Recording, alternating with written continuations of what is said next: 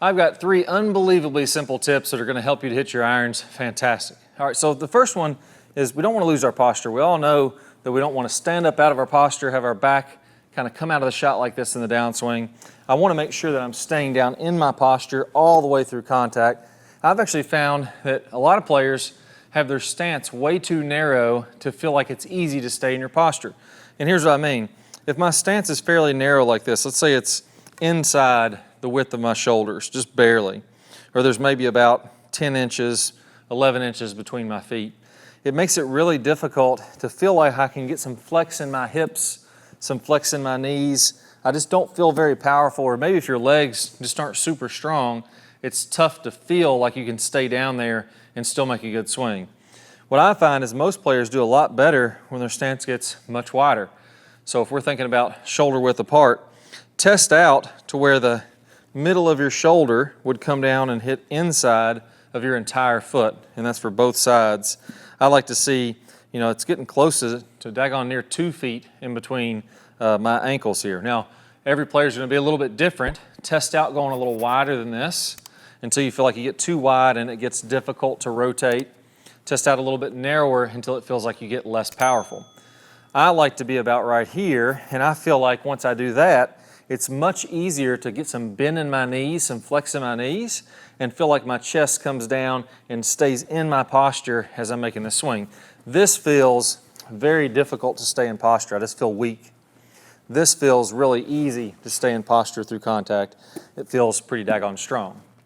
Now, the second key is once we get into our posture and we're down there through contact, the advantage of that is if I stay in my posture, I can get my body rotating open and I can get a lot of shaft lean. I can get my hands in front of the golf ball. And if you want to hit it good, you got to get your hands in front of the golf ball. It makes it way, way easier. But what we don't want to do is slide in front to get our hands in front of the golf ball.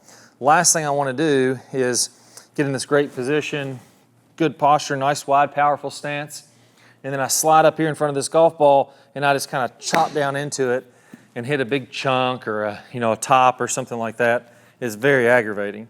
What I want to do is actually stay behind the golf ball, and this is what every single good pro player does the same. One of the things that they do all the same. If you looked at my nose, even as I stay in my posture and I get my weight shift and my hands are in front, my nose doesn't slide in front of this golf ball. It's going to stay behind the golf ball. And I want you to do a little drill here where you stay in your posture. If you were to hang this club from your nose, it would be behind the golf ball. And I want you to get your right arm to extend as far down the fairway as you can without letting your nose get in front of that golf ball. Now, eventually, you're going to be pulled up out of your posture as you get to the end of your range of motion. But you'll notice if I keep my feet square, it's almost impossible to do that. I have to let this right heel come up off the ground and rotate, and then I can keep my hand going forward and forward and forward because my hips rotate forward. So nose behind the golf ball, get this hand rotating down the target line. And the feeling that's going to have for you is like the ball is smushing against the face, and it's just sticking to the face and staying on it well past impact. Not only are you going to hit it more solid, you're going to be surprised how much more powerful it is too. Now finally, a big mistake, we've all been told to square the club face up by rolling the forearms over each other. And when you do that to square up the club face, you naturally actually come out of your posture. So that would, if you do everything we did in the first half of this drill, but you try to roll your forearms to square up the club face, you'll take all that good work and you'll throw it out the window because you'll start doing this. The reason is whenever I have shaft lean, I'm actually closer to the ground, so my hands are lower. Whenever I roll my arms to square it up, I get rid of that shaft lean and I get farther away. So I end up standing up out of my posture and kind of reaching at the golf ball like this, like I don't want to have happen. I want to teach you the pro way to square up your arms. That's what I call, or to square up the club face. It's what I call the anti-roll method. We're going to get rid of that roll in the forearms business, and we're going to do it like the pros are doing. I'll play a preview of that video here in a second. All you need to do to see that entire video is go ahead and click the card that pops up somewhere on your screen. If you don't see that card, don't worry. Go down to the link below in the description and you'll get instant access to that video from there. Let's go ahead and get started. I can't wait to share with you the anti-roll method so you can finally start squaring the club face up the right way. So here's the bottom line.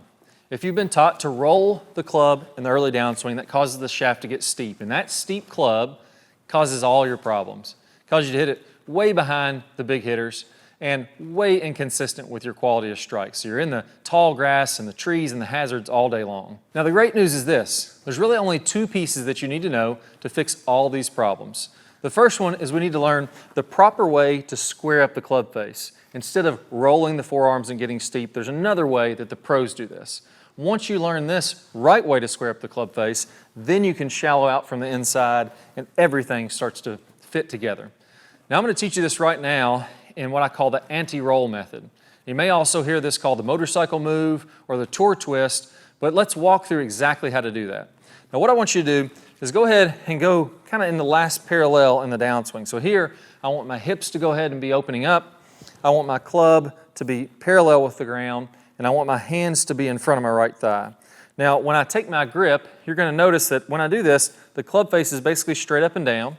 So if I'm looking at it from this angle, you'll see the face is straight up and down, and my logo of my glove is pointed out in front of me. Now from there,